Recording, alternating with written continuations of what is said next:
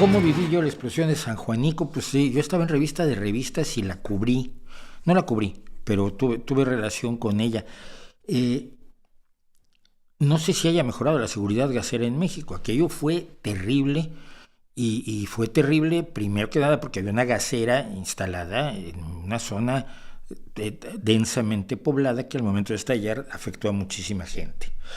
Pero no sé si la seguridad ha cambiado. Fue una tragedia verdaderamente aterradora, donde además influyeron cosas que a mí me afectaron muchísimo. En aquel entonces había un charlatán en México que vendía unos polvos mágicos tomados de la corteza de un árbol, no me acuerdo ahora cómo se llamaba.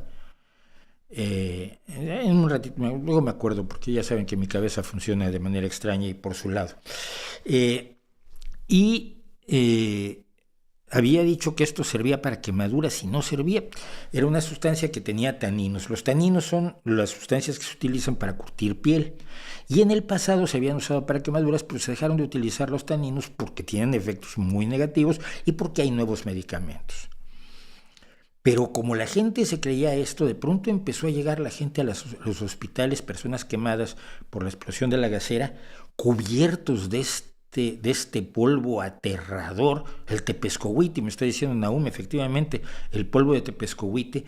Y entonces era horrible porque además había que lavarlos del estúpido polvo de tepescohuite que estaba curtiéndoles la piel quemada para poderlos atender. Lo más terrible es esto, estábamos preparando el número del aniversario de San Juanico cuando fue el terremoto del 85 en México, 19 de septiembre.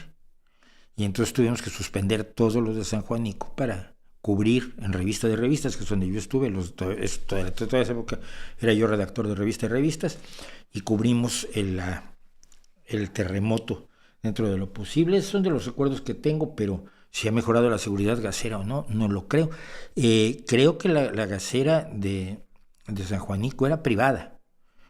Y no sé si sigue habiendo gaseras privadas en lugares mal supervisadas por el gobierno en espacios densamente poblados. Si las hay, el riesgo de una tragedia siempre existe, ¿no?